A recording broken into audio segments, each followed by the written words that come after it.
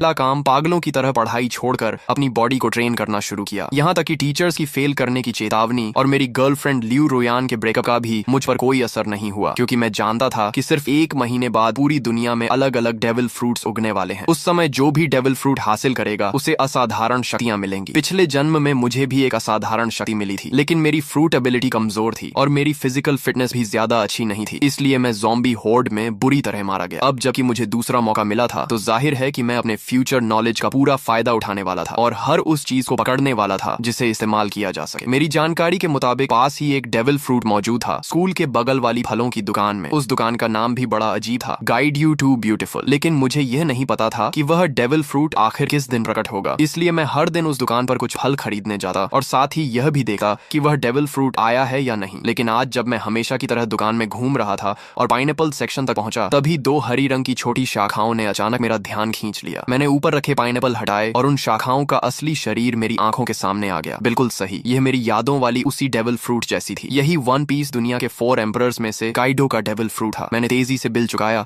और बाकी फलों से भरा एक बैग भी उठा लिया ताकि किसी को शक न हो। जैसे ही मैं दुकान से बाहर निकला, सामने एक मजबूत शरीर वाला मध्यम उम्र का आदमी दिखाई दिया। वही आदमी जो पिछले जन्म में अज़्योर ड्रैगन फ्रूट का मालिक बना था। मैंने मन ही मन राहत की सांस ली। अगर मैं थोड़ी देर और कर देता तो ये फ्रूट उसी के हाथ लग जाती। हॉस्टल लौटे ही मैंने एक पल की भी देरी नहीं की और अज़्योर ड्रैगन फ्रूट को उठाकर सीधे एक बड़ा काट लिया। उसका स्वाद ऐसा था जैसे किसी ने सूखे पानी के टैंक और गंदगी के गड्ढे को मिलाकर उसमें सड़ी हुई पोछे की कपड़े को घुमा दिया हो और फिर सीधे मुंह में ठूंस दिया हो। इतनी गंदी टेस्ट थी कि मैं लगभग वहीं उल्टी कर देता, लेकिन मैंने खुद को रोका और किसी तरह उस गूदे को निगल लिया। फिर मैंने दिल मजबूत करके उसका बचा हुआ छिलका, बीज और वह छोटी बैंगनी शाखा भी निगल ली। काफी देर बाद मैंने गहरी सांस ली। अब चमत्कार का बीज बोया जा चुका था, बाकी सिर्फ इंतजार करना था। इसके बाद मैंने मोबाइल निकाला और शॉर्ट वीडियोस तथा फोरम ब्राउजिंग शुरू कर दी। कई प्लेटफॉर्म देखने के बाद मैंने एक आईडी सर्च की और पहला वीडियो खोला। भाइयों, देख रहे हो, ये थंडर फ्रूट है। कमेंट सेक्शन में बोली लगाओ, जो ज्यादा कीमत देगा उसे मिलेगा। ये देखकर मेरा दिल तेज धड़कने लगा। हालांकि अज़्योर ड्रैगन फ्रूट मैं पहले ही खा चुका था और दूसरा डेविल फ्रूट नहीं खा सकता था, लेकिन जब अपोकलिप्स आएगा और सभी लोग इसकी असली कीमत जान जाएंगे, तब करोड़ों रुपए देकर भी एक फ्रूट नहीं मिलेगी। ये सबसे महत्वपूर्ण ट्रेडिंग रिसोर्स थी और अगर ट्रेडिंग में इस्तेमाल न भी करूं तो मैं इसे अपने माता पिता या अपनी बहन को खिला सकता था। वैसे भी दूसरी फ्रूट खाने की संभावना पूरी तरह खत्म नहीं हुई थी, बस उसके लिए ताकत और किस्मत दोनों चाहिए थी। मैंने कमेंट सेक्शन में कुछ नहीं लिखा, बल्कि सीधे उस पीले बालों वाले लड़के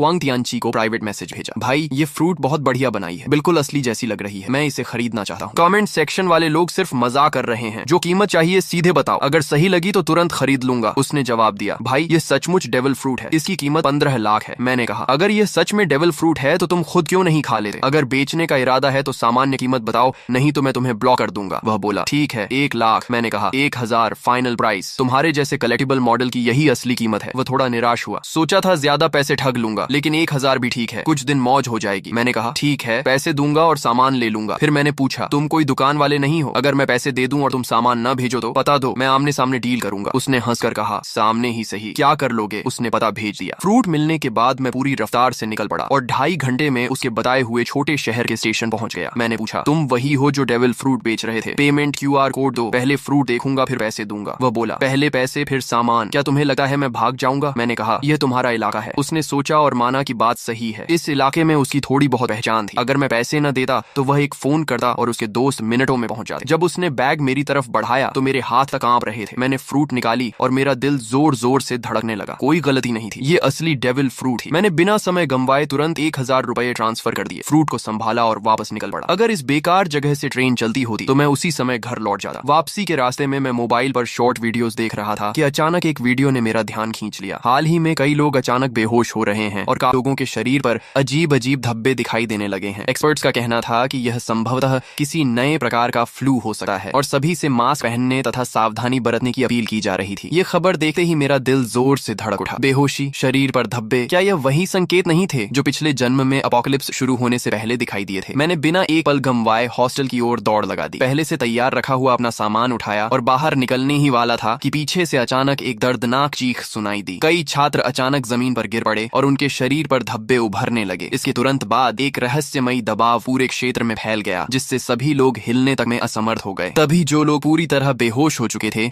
वे अचानक झटके से उठ बैठे। उनकी आंखें लाल हो गईं, नाखून लंबे और नुकीले हो गए और वे पागलों की तरह एक एक कमरे से बाहर निकलने लगे। देखते ही देखते पूरे हॉस्टल में अफरा तफरी मच गई और अनगिनत छात्र रोते चिल्लाते बाहर की ओर भागने भागने लगे। लेकिन उसी क्षण मैंने महसूस किया कि मेरे ब्लड लाइन की गहराइयों से एक शक्ति जाग रही है। मेरे शरीर में एज्योर ड्रैगन की शक्ति उभरने लगी। मैंने सिर उठाकर एक गूंजती हुई गर्जना की। मेरी त्वचा पर नीले ड्रैगन स्केल्स उभर आए, सिर पर ड्रैगन हॉर्न्स निकल आए और मेरे हाथ ड्रैगन क्लॉज में बदल गए। मेरा पूरा शरीर हाइब्रिड ड्रैगन फॉर्म में बदलने लगा। गलियारे में मौजूद छात्र मुझे देखकर बुरी तरह डर गए, क्योंकि उनकी नजर में मैं भी उन लोगों की तरह एक मॉन्स्टर बन चुका था। लेकिन इस हाइब्रिड फॉर्म ने मेरी फिजिकल स्ट्रेंथ, डिफेंस, स्पीड और रिकवरी एबिलिटी को कई गुना बढ़ा दिया था। तभी पीछे से 2 ज़ॉम्बीज दहाड़ते हुए मेरी तरफ झपटे। मैंने ड्रैगन क्लॉ घुमाई और उन्हें एक ही वार में दूर फेंक दिया। तभी एक और ज़ॉम्बी दूसरे कमरे से बाहर निकला। मैंने मुंह खोलकर गर्म सांस छोड़ी और अगली ही क्षण आग की लपटों ने उसे राख में बदल दिया। लेकिन सिर्फ इतनी सी फ्लेम ब्रेथ के बाद ही मुझे अपनी स्टैमिना तेजी से घटी हुई महसूस हुई। डेविल फ्रूट की असली ताकत स्टैमिना पर निर्भर करती है। भविष्य में हॉकी कितना भी आम क्यों ना हो जाए, आखिरकार खर्च स्टैमिना का ही होता है। अपोकलिप्स के शुरुआती चरण में हर किसी की फिजिकल लिमिट बहुत कम होती है। मैं काइडो जैसी ओनी रेस से नहीं था और न ही उसके जैसा मॉन्स्टर कॉन्स्टिट्यूशन रखता था। इसलिए एज्योर ड्रैगन फ्रूट मिलने के बावजूद मैं उसकी पूरी ताकत नहीं निकाल सकता था। लेकिन मेरे पास इसका समाधान था। मैंने अपना बेसबॉल बैट उठाया। यह खास तौर पर बनवाया गया हैवी रीइंफोर्स्ड बैट था, जो ज़ॉम्बी के सिर कुचलने के लिए बिल्कुल परफेक्ट था। मैंने बैट घुमाया और उस पर बिजली की लहरें दौड़ने लगी। एज्योर ड्रैगन फ्रूट हवा, आग और बिजली तीनों एलिमेंट्स को कंट्रोल कर सकता था। भले ही इसकी ताकत लोजिया फ्रूट्स जितनी ना हो, लेकिन अटैक एनहांस करने के लिए यह काफी थी। मैं गलियारे में ज़ॉम्बीज का सफाया करता हुआ आगे बढ़ता गया और जल्दी ही बाकी छात्रों का ध्यान मेरी तरफ गया। लगातार ज़ॉम्बीज को खत्म करने की वजह से उन्हें भागने और सांस लेने का मौका मिल रहा था। बिजली से घिरा मेरा बेसबॉल बैट सचमुच थंडर बागवा जैसा लग रहा था। लगभग हर ज़ॉम्बी मेरे सामने एक ही वार में खत्म हो रहा था। लेकिन मैं इस कत्लेआम के रोमांच में नहीं डूबा। लड़ते हुए मैं तेजी से नीचे की ओर बढ़ता रहा। मेरा पहला लक्ष्य था किसी भी कीमत पर घर पहुंचना, ताकि इस जन्म में मेरे माता पिता और मेरी छोटी बहन को फिर कभी अपमान और अत्याचार न सहना पड़े। दूसरा लक्ष्य था जितनी जल्दी हो सके 100 ज़ॉम्बीज मारना, क्योंकि जो व्यक्ति अकेले 100 ज़ॉम्बीज खत्म करता उसके लिए डिवाइन स्पेस खुल जाती थी। वहां से मैं 3 कलर हॉकी की ट्रेनिंग मेथड प्राप्त कर सकता था और अपनी ताकत तेजी से बढ़ा सकता था। एज्योर ड्रैगन उड़ सकता था, लेकिन मेरी मौजूदा स्टैमिना इतनी नहीं थी कि मैं उड़कर घर पहुंच सकूं। इसलिए मैं लोहे के बैट को घुमाते हुए एज्योर ड्रैगन वॉर गॉड की तरह आगे बढ़ता गया। मेरे पीछे बड़ी संख्या में छात्र जमा हो गए जो मेरे पीछे पीछे निकलना चाहते थे, लेकिन उन्हें नहीं पता था कि अपोकलिप्स में कहीं भी सेफ प्लेस नहीं होती। कई बार हॉस्टल का दरवाजा बंद करके अंदर छिपे रहना ज्यादा समय तक जिंदा रख सकता था। जब मैं हॉस्टल से बाहर निकला तो नीचे का दृश्य देखकर मेरी आंखें सिकुड़ गईं। यह स्कूल कभी एक मास ग्रेवयार्ड हुआ करता था। कैंपस में यह अफवाह मशहूर थी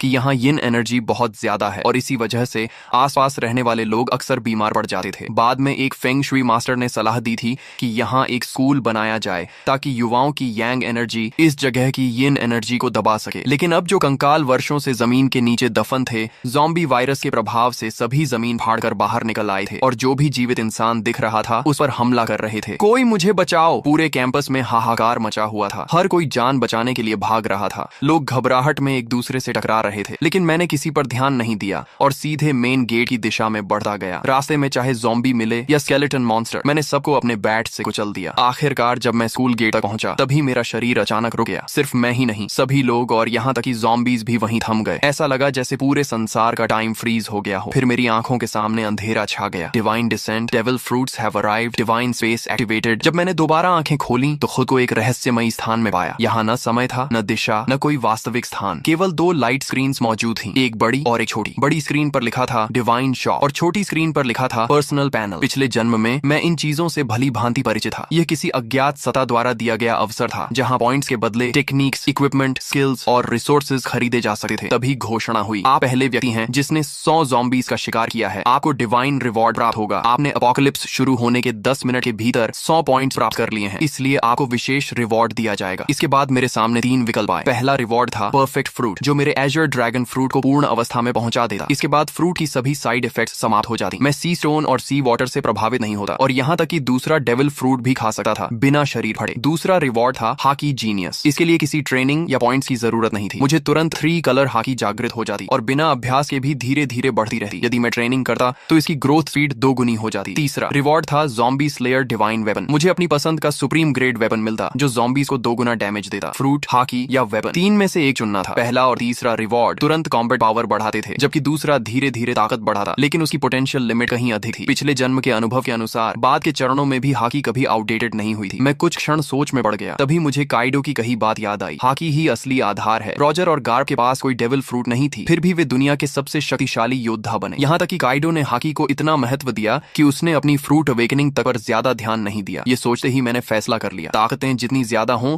उतना अच्छा नहीं। असली बात यह है कि किसी एक ताकत को उसकी सीमा तक पहुंचाया जाए। एज्योर ड्रैगन फ्रूट कितनी शक्तिशाली बनेगी ये पूरी तरह मेरी फिजिकल स्ट्रेंथ पर निर्भर था। अगले ही क्षण मैंने हाकी जीनियस चुन लिया। तुरंत 3 कलर हाकी मेरे भीतर जाग उठी। काली ऊर्जा की एक पतली परत मेरी मुट्ठियों पर चढ़ गई। यह आर्मामेंट हाकी थी। इसके बाद मैंने कुछ पॉइंट्स खर्च करके 5 वाटर मीट खरीदे, जो तेजी से स्टेमिना रिकवर करने वाला फूड था और लड़ाई में लंबे समय तक टिकने में मदद करता था। पर्सनल पैनल सिर्फ स्टेटस स्क्रीन नहीं थी, बल्कि कम्युनिकेशन डिवाइस भी थी। अपोकलिप्स में जब मानव सभ्यता टूट गई थी, तब लोग इसी पैनल के कम्युनिकेशन फंक्शन से संपर्क बनाए रखते थे। इसमें अलग अलग चैनल्स भी बने हुए थे और बहुत से लोग पहले ही बातचीत शुरू कर चुके थे। तभी घोषणा हुई, स्पेस कनेक्शन समाप्त होने वाली है। भविष्य में केवल विचार करते ही डिवाइन स्पेस में प्रवेश किया जा सकेगा। मेरी आंखों के सामने फिर अंधेरा छा गया। जब मैंने दोबारा आंखें खोली तो मैं वापस अपने शरीर में था। चारों ओर अनगिनत ज़ॉम्बीज और घबराए हुए छात्र शिक्षक मौजूद थे। मैंने तुरंत एक वाटर मीट मुंह में ठूंस ली और तेजी से खाते हुए स्कूल गेट की ओर बढ़ने लगा। तभी मुझे अचानक खतरे का एहसास हुआ। मैंने तुरंत अपना शरीर एक ओर घुमा लिया। जिस जगह मैं खड़ा था वहां अगले ही पल जमीन फट गई और एक स्केलेटन आर्म बाहर निकल आई। बहुत से लोग सोच रहे थे कि शहर छोड़कर किसी सुनसान जगह चले जाएंगे और किसी तरह जीवित रहेंगे, लेकिन उन्हें नहीं पता था कि अब इस दुनिया में 1 इंच भी सुरक्षित जमीन नहीं बची थी। इसी दौरान रास्ते में चल रही कारों के रेडियो पर इमरजेंसी ब्रॉडकास्ट लगातार बज रहा था। यह राष्ट्रीय आपातकालीन सूचना है। सभी नागरिक शांत रहें, अपने घरों के अंदर रहें और दरवाजे खिड़कियां बंद रखें। हमारी सेना पूरी तरह सक्रिय हो चुकी है। रेडियो पर आगे घोषणा हुई, हमारी बायोलॉजिकल लैबोरेटरीज भी एंटीडोट विकसित करने में लगी हुई हैं। कृपया शांति बनाए रखें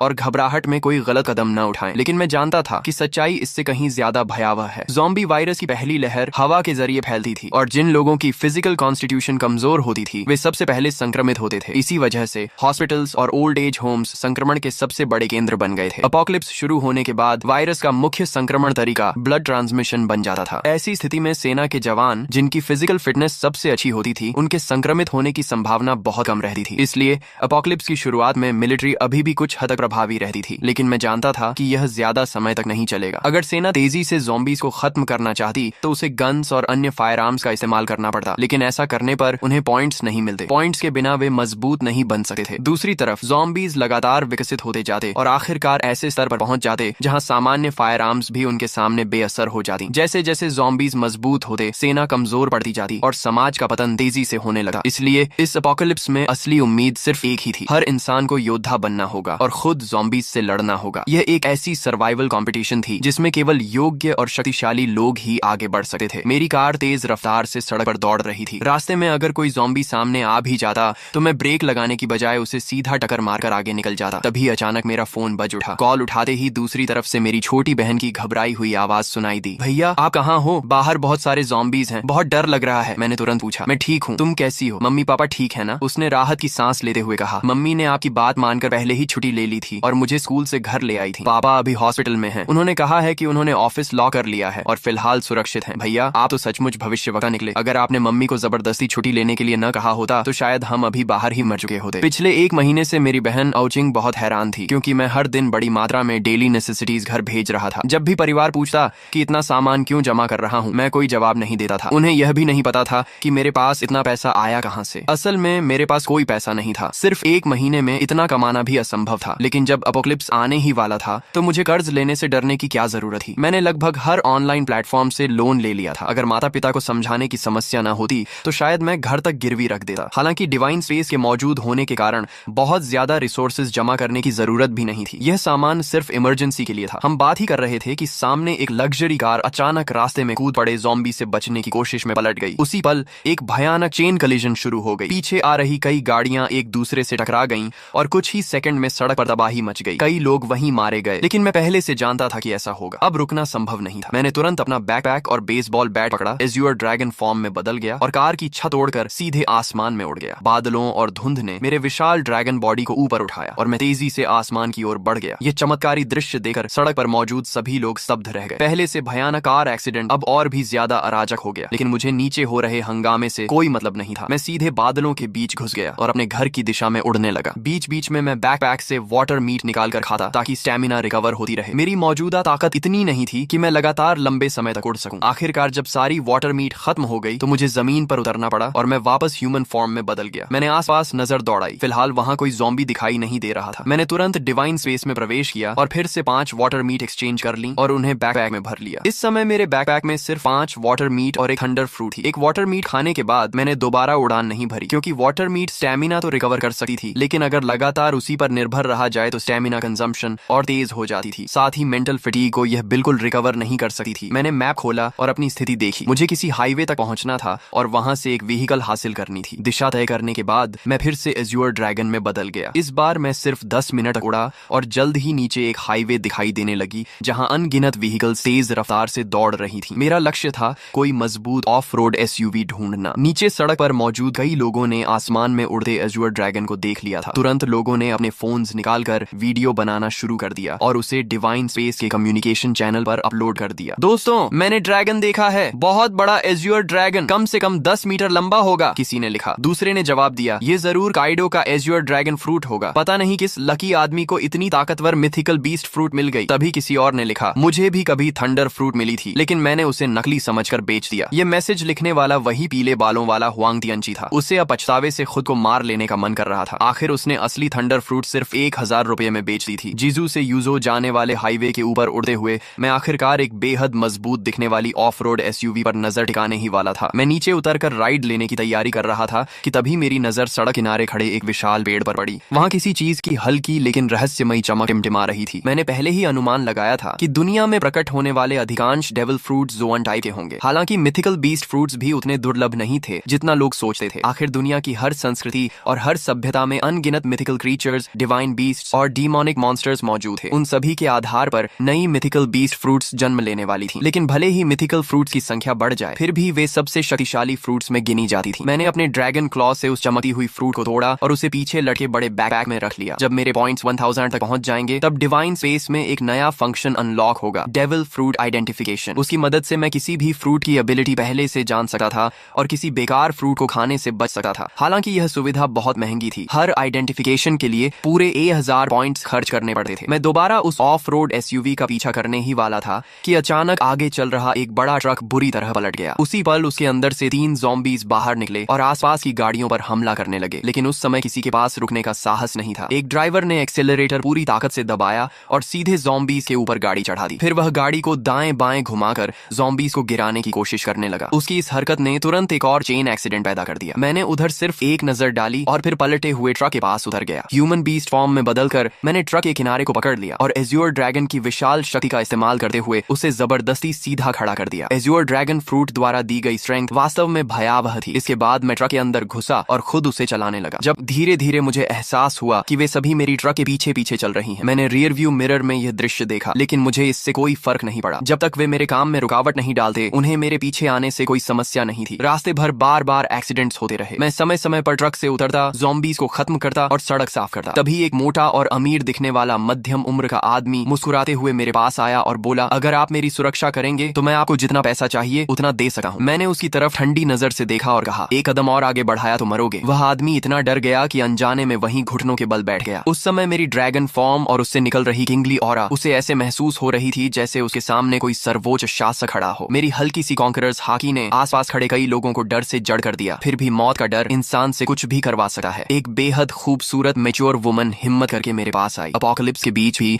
उसने खुद को बेहद आकर्षक तरीके से सजाया हुआ था। उसने मुस्कुराते हुए कहा, हैंडसम, क्या आप मुझे अपने साथ ले जा सकते हैं? आप मेरे साथ जो चाहें कर सकते हैं। मैंने बिना भाव बदले सिर्फ एक शब्द कहा, दफा हो जाओ। मैं अभी अपनी ड्रैगन एबिलिटी हटाकर ट्रक में चढ़ने ही वाला था कि तभी एक लंबा चौड़ा ताकतवर आदमी तेजी से मेरी तरफ आया। उसने देखा कि मैं रुकने वाला नहीं हूँ तो जल्दी जल्दी बोला, सर, मैंने भी बहुत सारी अपोकलिप्स नॉवेल्स पढ़ी हैं। आप इतने शक्तिशाली हैं, लेकिन क्या आपको बेस बिल्ड करने के लिए लोगों की जरूरत नहीं पड़ेगी? मेरा नाम लिन कुई है। मेरे पास कोई खास टैलेंट नहीं है, लेकिन ताकत बहुत है। मैं एक कॉम्बैट कोच हूँ और निश्चित रूप से आपके काम आ सकता हूँ। मैं रुक गया और उसकी तरफ देखने लगा। थोड़ी पर हाथ रखकर कुछ देर सोचता रहा। उसकी बात गलत नहीं थी। सिविलाइजेशन और सोशल ऑर्डर जल्द ही पूरी तरह खत्म होने वाले थे। अगर मुझे अपोकलिप्स में लंबे समय तक जीवित रहना था तो मुझे अपना खुद का सेफ बेस बनाना पड़ेगा। ज़ॉम्बीज की ग्रोथ स्पीड बहुत तेज थी। अकेले मेरे लिए हर समय अपने परिवार की रक्षा करना मुश्किल था। जब लिन कुई ने देखा कि मैं सोच रहा हूँ तो उसके चेहरे पर खुशी छा गई। उसने बिना देर किए अपना सामान, अपनी कार और बाकी सब कुछ वहीं छोड़ दिया। उसे डर था कि अगर उसने एक पल भी देरी की तो मैं उसे छोड़कर चला जाऊंगा। वह इतना सावधान था कि फ्रंट सीट पर बैठने की हिम्मत भी नहीं कर सका। अपनी फिजिकल फिटनेस का इस्तेमाल करते हुए सीधे ट्रक के पीछे वाले कार्गो एरिया में चढ़ गया। लिन कुई की सफलता देखकर बाकी लोगों को भी उम्मीद नजर आने लगी। उन्हें लगा कि मैं पूरी तरह निर्दयी नहीं हूँ। तभी वह अमीर मध्यम उम्र का आदमी फिर कुछ कहने ही वाला था कि मैंने उसे बीच में रोक दिया। अगर मैं लोगों को भर्ती भी करूंगा तो किसी को सिर्फ उसके शब्दों पर नहीं चुनूंगा। शुरुआती चरण में एक आदमी ही काफी है और उसकी लॉयल्टी भी अभी साबित नहीं हुई है, उसे समय के साथ परखा जाएगा। तभी वह खूबसूरत महिला फिर आगे आई और दृढ़ आवाज में बोली, कृपया मुझे एक मौका दीजिए, मेरी क्षमता और मेरी जान दोनों आपके लक्ष्य पूरे करने के लिए समर्पित रहेंगी। उसकी आंखों में झलकता दृढ़ निश्चय देकर मुझे एहसास हुआ